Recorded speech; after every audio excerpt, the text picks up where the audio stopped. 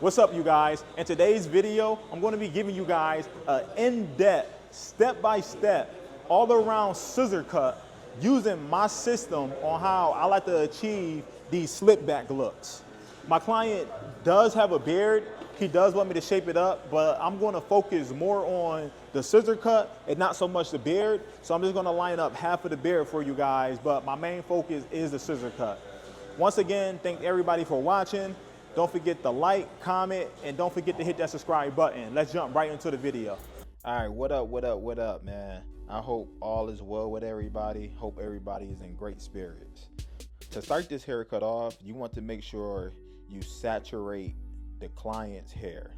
So since I'm doing an all-around scissor cut, I need this hair completely wet so I can have all the control I need with the hair. And you see me grab my detangler brush because the comb wasn't getting the job done. So I'm just brushing and spraying. So my client goes to me. He's like, yo, I don't think my hair can slick back. Like, I want to go with the slick back look with the flow, but I just think my hair is too straight for it. I'm like, bro, I can get your hair to slick back. She's like, you think so? I'm like, yes, bro, 100% positive your hair can slick back. She's like, all right, bet. Let's run it. So you see me make my first part. I start right at the recession and I make a part going straight back to his calic area. And this is separating the top from the sides. And you see me use my clamps so the hair can stay in place because I don't need to work with that yet. All I care about is the bottom. And it's also very important that you keep everything nice and neat. So that's another reason why I like to clamp the hair. So you see me going to the other side and I'm going right back to a recession area again. And I'm just making my part and I'm putting the hairs that want to go up and I'm putting the hairs that want to go down. And this is called a horseshoe part because it looked like a horseshoe. Now for my first guideline, you see me made a diagonal part. The reason why I'm making a diagonal part because the hair needs to flow backwards. And you can also see I made my first guideline and I took off about 1 inch. And I'm literally gonna follow this guideline going all the way to the back of his head. So now I'm gonna comb it and now I'm gonna make another part. I'm gonna make a diagonal part and now I'm gonna over direct this hair to that guideline that I just made. So now I'm gonna grab the hair and I'm gonna look for my guideline. I found it and now I'm gonna cut all this hair that's hanging over my guideline. And I'm gonna follow this going straight down. I'm going right in the back of his ear now. And you can see all the hair that's hanging over my guideline. That's the hair that I need to cut. It's very simple. You're just following it straight down and your guide should be there. So now that we did that, we're gonna comb everything. And now we're gonna make another part. And we're gonna over direct that hair right back to the guideline that we just made. I'm gonna grab it. You see me looking for my guide. There it is. And now we're just gonna cut this going straight down. And when I'm combing the hair over to my previous guideline, that is called over directing. It's called over directing because I am over directing the hair to the guideline. And you can see how it's starting to flow for me. And this is going to be my last part that I make. You want to basically work in sections. So I did 4 parts on this side. So on the other side, I'm going to do 4 parts as well. And this scissor cut, you know, in shot speed, this cut probably would take me about 40 minutes to do with the beard. 40 to 45 minutes. But I could probably knock this haircut out in 40 minutes. If he wasn't getting his beard, I can get this done in 30 minutes. Now we're gonna go to the other side. We're gonna do the same exact thing. Now you see me use my comb. I'm measuring and I have to cut 1 inch because that's what I cut on the other side.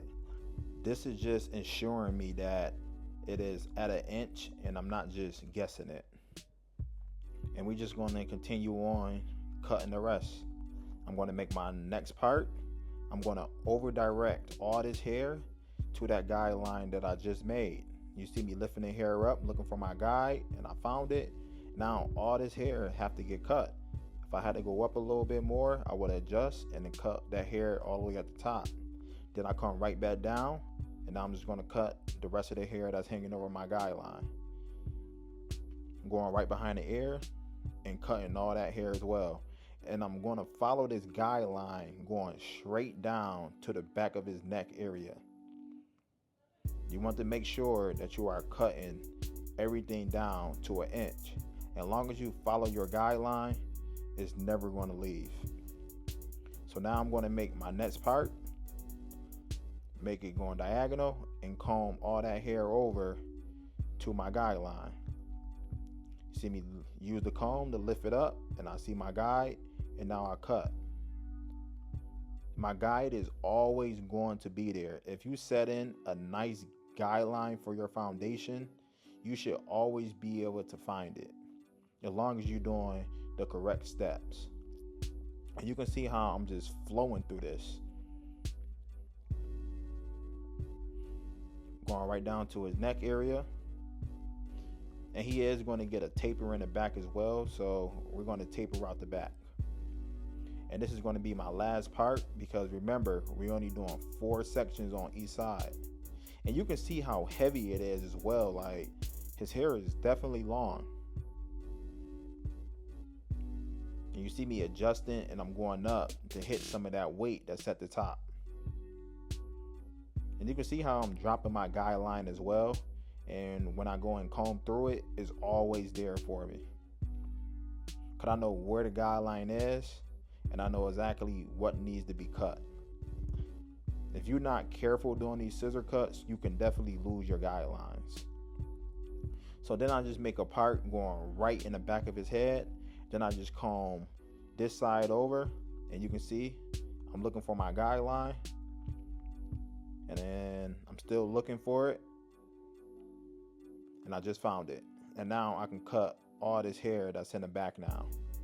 And trust me, I'm not the best at using shears, but I am good enough to do any scissor cut that walk inside the shop, and I'm real confident doing them now. And I'm not going to lie to you guys, I was very afraid of doing these haircuts because I didn't know how to use shears, but I invested back in my craft. I wanted to learn them. You know, I was asking guys questions in the shop about them, and I locked in and really took the time to learn them. And now we had to connect the top to the sides, because we are going for the slick back look. So we need the top to flow in with the sides. So I make a part going right down the middle. So now to connect the top with the sides, you will comb the hair down, and you are looking for that guideline that you made when you were cutting the sides. And once you find it, you're going to follow that going straight across.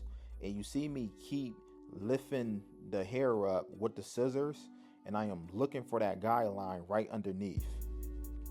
This is just really making sure that I am following that guideline going straight across. And once I get to the fringe area, I'm just going to pull the hair straight out to my chest, because you want this hair a little bit longer, so when you are slicking it back, it have enough length to comb backwards. And we're going to do the same thing for this side. You can see how the hair is long. I lift it up, and now I'm just looking for my guide. And now I just found it, and now I'm just going to cut all this hair that's hanging over now.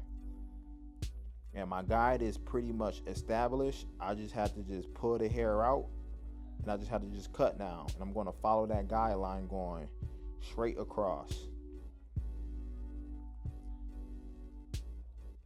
And you see me pull the hair straight out, because now I'm at his fringe area. So I'm pulling straight out towards my chest now. And for the back, you're just going to comb everything straight down, pull the hair out, and you're going to basically just see your guide right away. You see it right at the top of my fingers. You can see my guide, and that's what I'm cutting, just so it can flow in the back and it won't be so heavy back there. So now you see how heavy it is right on his ridge area. So we're gonna comb it out and we're gonna pull it towards our mirror, and you can see the guide right at the bottom of my fingers. And all the hair that you see hanging over, that was all that weight that was causing it to be so bulky on the ridge. And look how better that's flowing now. And we're gonna come to this side and do the same exact thing. You see the guide right at the bottom of my fingers, and all the hair that's hanging over, that's all that weight we were looking at, and that's what we don't want. We want it to flow nice and smooth. And now our scissor work is basically done. Now we just have to cut the top. And this is the trick you guys can use if you are having trouble finding your guidelines. So instead of me starting at the front, I'm starting sideways, and I'm establishing my guideline, and I'm following it going straight to the back of his head. Once I cut all the hair going straight back, then I will comb the hair forward. Now I'm going to start at the front, and you can see my guideline.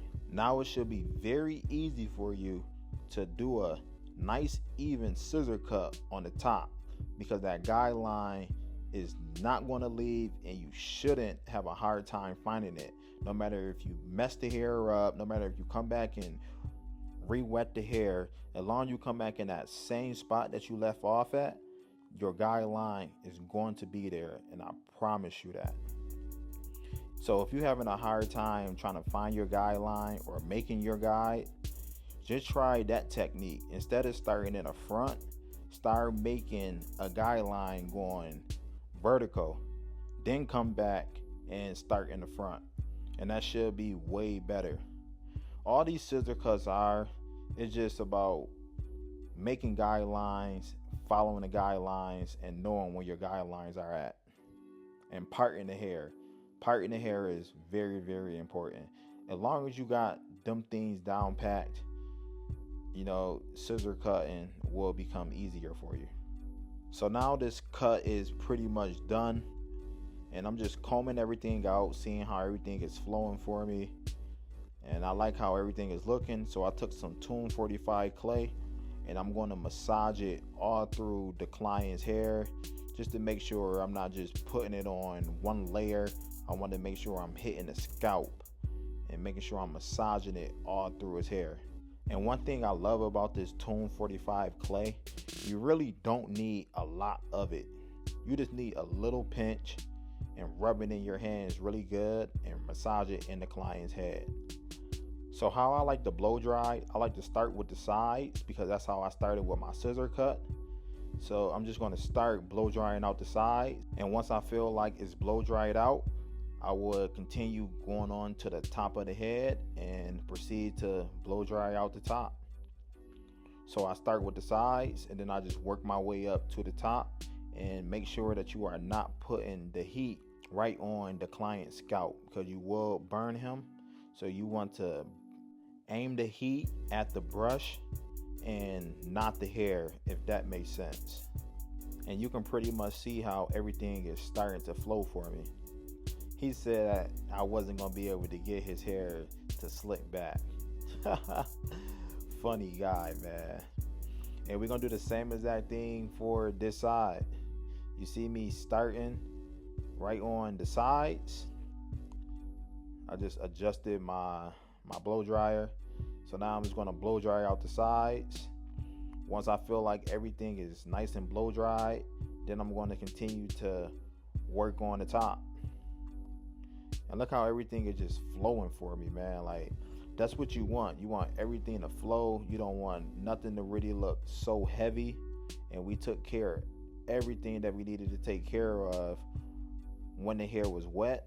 Because when you basically dry the hair, man, like, you don't want to come back and re-wet the client hair to fix up spots. So that's why it's very important for you to take care of everything when the hair is wet, because you have way more control over the hair anyways.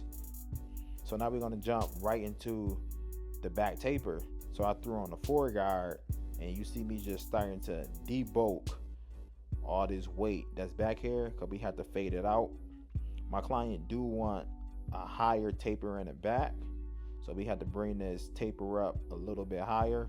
he don't like all that neck hair, so he just wanted me to bring the taper up a little bit for him. So then I'm going to throw on my 3 guard, and I'm going to stack this right underneath my 4 guard. One thing that I should have did, I should have threw on the 2 guard right after the 3, but I didn't. So just make sure that you put the 2 guard right underneath the 3. Then I go ahead and set in my first initial bald guideline with my sabers. And these are my soft trimmers, so they will not leave a harsh guideline. Then I'm going to come back lever open, and I'm going up about 1 inch. Going over the guideline multiple times to make sure I got it down to its desired length. Then I'm going to close my lever up all the way, starting to tap at the guideline. Once I see the guideline shift up, I'm going to open up the lever 1 notch. Then once that shift, I'm going to open up my lever to halfway, and I should be at the very top of the guideline. The line should be faded out. Then I'm going to throw on my 1 guard, and I'm going to start close, and I'm going up again about 1 inch and going over the guideline multiple times to make sure everything is nice and even. Then I'm going to throw on my half guard, and I'm going to start halfway, and I'm going to start to feather out this line, and I am about halfway at my guideline. Then I'm going to close the lever up 1 notch, and I want to go a little bit lower than I just was halfway. Now you see me close the clipper up all the way, and now I am at the very bottom of that guideline. You want to go to the line and flick out. Now when I was telling you I should have threw on the 2 guard after the 3, you see me have to come back and use the 2 guard now. So if I would have used the 2 guard in the beginning when I was stacking, I would not have to come back and put on this 2 guard. So it's kind of just like wasting time. So when I was stacking, I should have did the number 4 guard, the 3, and then the 2, but I stopped at the number 3. But to take that line out, you see me throw back on my 1 guard, and I start halfway, and I start to just feather at the line. Once I see it starting to lighten up, I will gradually start to close my lever until I am all the way closed, and just flicking at the line, trying to take it out.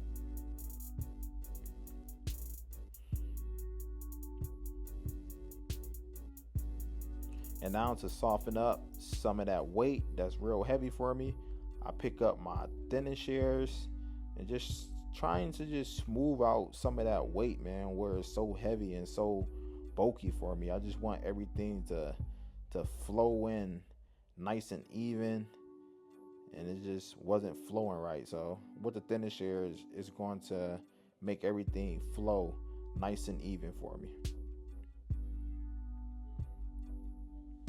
So just take your time, man, to just hit at them weight areas. Or you can do shear over comb as well. Shear over comb worked pretty good, but I just picked up my thinning shears just to knock out some of this weight.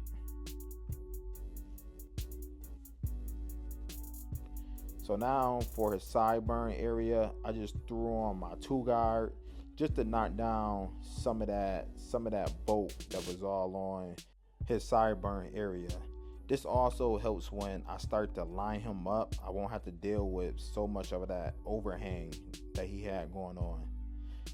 Now I'm just lining up his neckline and going behind his ears, trying to just make everything, nice and natural, really not trying to push him back. Now I'm going to line up his C-cup area. And this side, I wasn't struggling, but I was trying to keep everything natural as possible. So you're about to see how many times I had to pass through this to get the C-cup the way I wanted it to look without trying to push him back.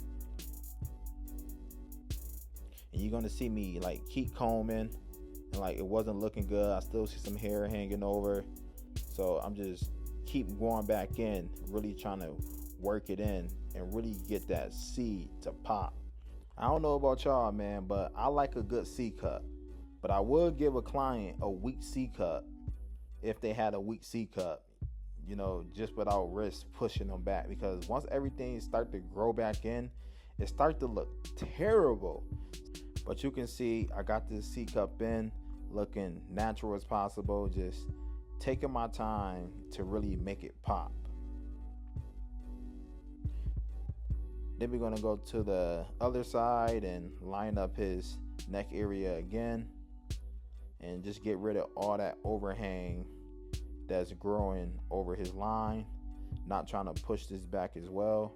And you can know when you're pushing somebody back, you will basically see a white wall, and that means you are cutting hair that you don't got no business cutting. And we're just gonna line up his C-cup on this side. This side was a lot more easier for me because the hair was just growing in the direction that I was cutting. And you can see, man, this cut is coming together nice. It's really not nothing too fancy, you know, just like a all around scissor cut, man. This is basically like a gentleman's cut, but instead of using clippers, it's with shears. It's clean though. Then I'm gonna use some Tune 45 shade gel, and I'm just gonna line up just one side of his beard. I really wasn't trying to focus on the beard. I was more so just focused on the scissor cut because I feel like that's way more important than his beard. But he wanted everything natural. He didn't want me to push nothing down. My client do line up his own beard, so you can see I pretty much just had to fix it for him. I wasn't going to push it down. I'm just going to just line it up and just try to give him that U that's in there. But you can see he be messing himself up when he lining himself up. Sometimes clients just think they barbers, man, but we have to fix it. See me just going over the line multiple times, just trying to just get it as sharp and natural as I possibly can. Now to finish off this cut, I use my wide tooth styling comb. You can see it got stuck. almost broke his neck. But this is just combing everything out, man, styling it up, man, giving it them nice little splits in the hair. I like the look a lot. And this is how the cut came out, man. I enjoy doing this one, man. I enjoy these cuts.